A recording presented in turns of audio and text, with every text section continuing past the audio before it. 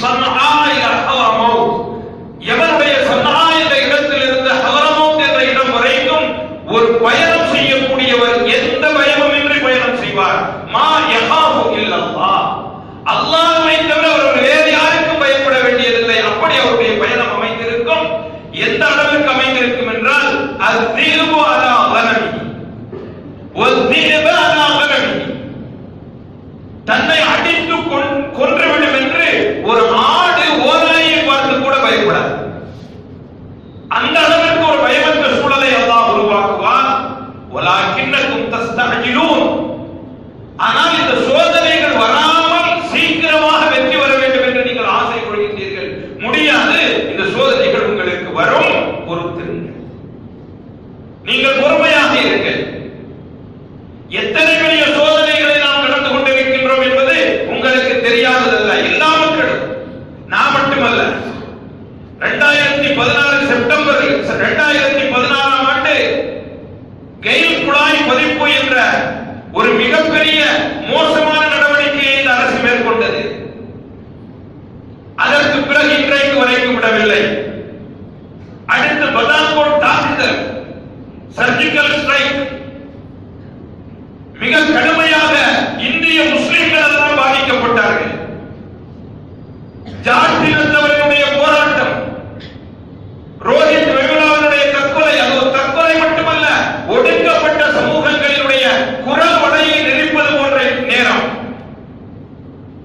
Jawaharlal university மாணவர்களுடைய போராட்டம், பிரிட்டிஷிலே நடந்த மிகப்பெரிய குண்டுவெடிப்பிற்கு பிறகு அங்கிருந்த முஸ்லிம்களை கடுமையான முறையிலே வெளியேற்றுவதற்காக வேண்டிய உலக நாடுகளுடைய நிர்பந்தம், புர்ஹான் வானியுடைய படுகொலைக்கு பிறகு காஷ்மீரிலே ஏற்பட்ட மக்கள் கொலை, இன்றைக்கு வரைக்கும் சமூக வலைதளங்களுக்கு அங்கு தடை விதிக்கப்பட்டிருக்கின்ற ஒரு நிலை.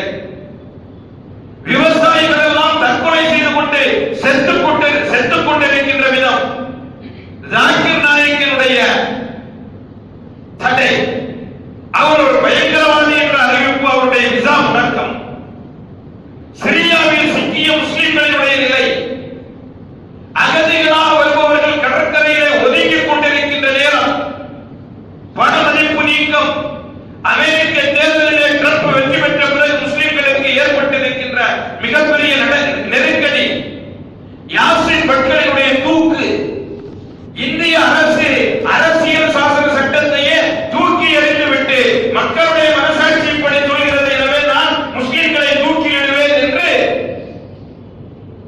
தன்னுடைய தீர்ப்பையே மாற்றி எழுதிக் கொண்டிருக்கின்ற நிலைமை. தமிழகத்திலோ வந்தே மாநிலத்தை பாட வேண்டும் என்று நீதிமன்றமே சொல்லக்கூடிய ஒரு மோசமான நிலை. நாமே பார்த்துக் கொண்டிருந்த மெரினாவினுடைய புரட்சி, முத்தலாக்கினுடைய பிரச்சனைகள், உத்தரப்பிரதேசம், பீகார் போன்ற இடங்களிலே மீண்டும் ஒரு மோசமான ஆட்சி ஏற்படக்கூடிய நிலை. இவைகளுக்கு பிறகு இன்னும் நாம் அடுக்கிக் கொண்டே போகலாம். தொடர்ந்த மாட்டின் பெயரால் ஏற்படக்கூடிய வன்முறைகள், கண்ட இடங்களில் யாரை வேண்டுமானாலும் தாக்கலாம், தாக்கப்பட்டவர்கள் சுதந்திரமாக விடப்படுவார்கள் என்ற ஒரு நிலை. இந்த அனைத்து கஷ்டங்களும் சிரமங்களும் ஏற்பட்டிருக்கின்ற இக்கால சூழலை வைத்து நாம் என்ன செய்வது? இப்படியே போய்கொண்டிருக்குமா உலகம்? இதுதான் நம்முடைய நிலையா? நாம் பேச முடியாதா? அல்லாஹ் நம்மை இப்படியே சோதித்துக் கொண்டிருப்பானா? யாராவது ஒன்றிரண்டு செல்வந்தர்கள் இஸ்லாத்திற்கு உதவி செய்து விட்டால் உடனடியாக அவர்கள் மீது ஏகப்பட்ட நடவடிக்கை. ஒரு முஸ்லிம் வாயிலிருந்து பேசிவிட்டாலே அவர் பயங்கரவாதி, தேச விரோதி. சாதாரண ஒடுக்கப்பட்ட மக்கள் எடுத்து வந்து தங்களுடைய உரிமையை மீட்க முடியாத ஒரு நிலை.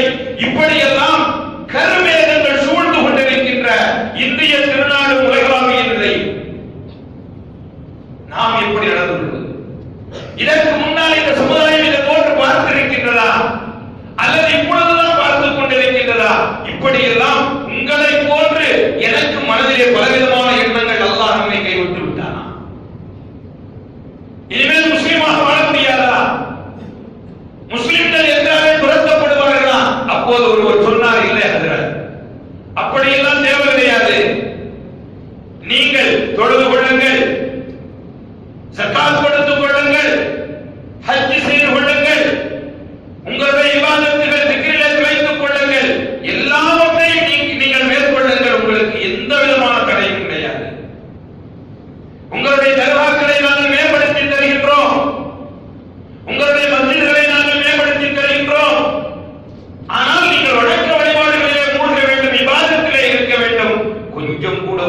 சூடு சொரணை வந்து விடக்கூடாது.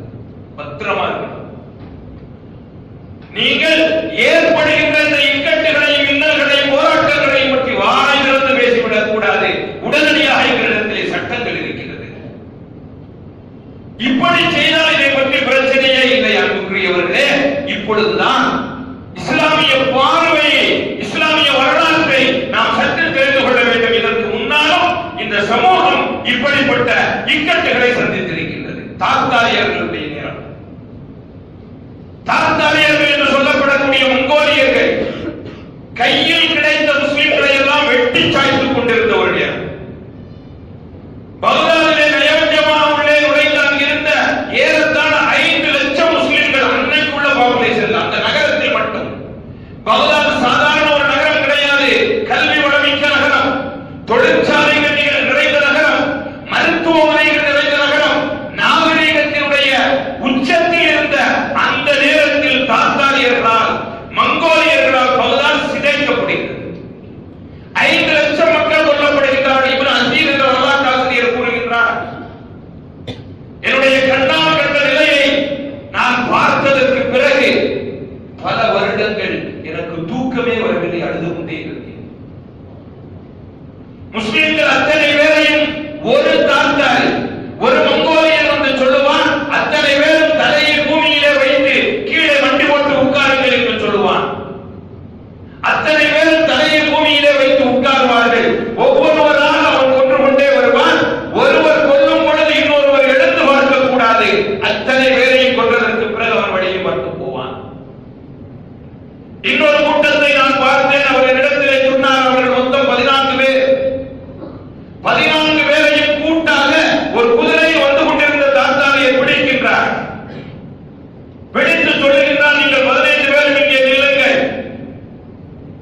கையிலே வாளை கொடுத்து சொல்லுகின்றான், உங்களை ஒருவர் இன்னொருவரை கொள்ள வேண்டும். அப்படியே கொன்று கொண்டே வருகின்றார்கள். கடைசியில் ஒருவர் மீதமாகின்றார். ஏனென்றால் அவர் அதற்கு முன்னால் உள்ளவரை கொன்றவர். கடைசியாக மீதமானவரை சொல்கின்றார், நீ பிழைத்துப் போ. இப்னு அசீர் ரஹ்மத்துல்லாஹி அவர்களிடத்திலே அவர் வந்து சொல்லுகின்றார், இப்படி எங்களை சாதாரண தெருக்களில் வைத்துக் கொண்டார்கள். ஹஜ்ரத் அலிமியான் ரஹ்மத்துல்லாஹி அவர்கள் தன்னுடைய நூலிலே எழுதுகின்றார்கள், ஒரு சிங்கத்திற்கு முன்னால் ஆடு தொடை நடுங்கிக் கொண்டிருந்ததை போன்ற முஸ்லிம் உம்மத் தாத்தாரியர்களை பார்த்து, மங்கோலியர்களை பார்த்து தொடை நடுங்கிக் கொண்டிருந்தது. இந்த உம்மத்தில் இதற்கு முன்னால் இப்படிப்பட்ட ஒரு நிலை வரவில்லையா என்றால் வந்தது. ஏன் அத்தனை தூரம் நீங்கள் பின்னால் செல்ல வேண்டும்? 1995ஆம் ஆண்டு சிலுவை யுத்தம் என்ற ஒரு மிகப்பெரிய யுத்தம் நடக்கின்றது. ஏறத்தாழ 10 கட்டங்களாக நடந்தது. சொல்ல போனால் 300 ஆண்டுகள் நடப்பதற்காக வேண்டிய திட்டமிடப்பட்டிருந்தது. லட்சக்கணக்கான மக்கள் கொல்லப்பட்டார்கள். இஸ்லாமிய அரசு உலகிலே எங்கெல்லாம் இருக்கின்றதோ அத்தனை அரசுகளையும் சாய்த்து விட வேண்டும் என்ற ஐரோப்பிய உலகம் கங்கணம் கட்டிக் கொண்டு போரிட்டது. போப்பாக அந்த நேரத்தில் பதவியேற்ற எர்வன் II, இரண்டாவது எர்வன் என்பவர் தாக்கி அழிக்கும் படைகளை ரெடி செய்தார். ஏனென்றால் அந்த நேரத்தில் முஸ்லிம் உம்மத்தினுடைய நிலையை பற்றி வரலாற்று ஆசிரியர்கள் எழுதுகின்றார்கள், அவர்கள் தங்களுக்கு இடையிலே மோதிக்கொண்டிருந்தார்கள். அவர்கள் தங்களுக்கிடையிலே மோதிக்கொண்டிருந்தார்கள். வணக்க வழிபாடுகளில் பிழைத்திருந்தார்கள். பொருளாதார சமூக கல்வி கட்டமைப்பிலே மிகவும் பின்தங்கி ஒன்றுமில்லாமல் போயிருந்தார். இந்த நேரத்தில் அந்த போப் அறிக்கை விடுகின்றார், ஒரு போருக்காக வேண்டிய அந்த போருக்கு அவர் பேர் சொல்லுகின்றார், வார் ஆஃப் குருசைட். இது சிலுவை போர், புனித போர். எதற்காக வேண்டி? To retake the holy lands from the Muslims. முஸ்லிம்களிடமிருந்து புனித பூமிகளை நாம் மீட்டெடுப்பதற்காக வேண்டி போர் செய்ய வேண்டும். உங்களில் இருக்கின்ற கிறிஸ்தவர் ஒவ்வொருவரும் அவருடைய வீட்டில் இருந்து ஒருவரை இந்த போருக்காக வேண்டி அர்ப்பணிக்க வேண்டும் என்று போப் தலைமை பீடத்திலிருந்து கட்டளை இடுகின்றார். கத்தோலிக்க கிறிஸ்தவர்களினுடைய அத்தனை கிறிஸ்தவர்களுடைய வீடுகளில் இருந்தும் ஒவ்வொரு நபர் இதற்காக வேண்டி கொடுக்கப்பட்டார். முதலாம் போர் நடக்கிற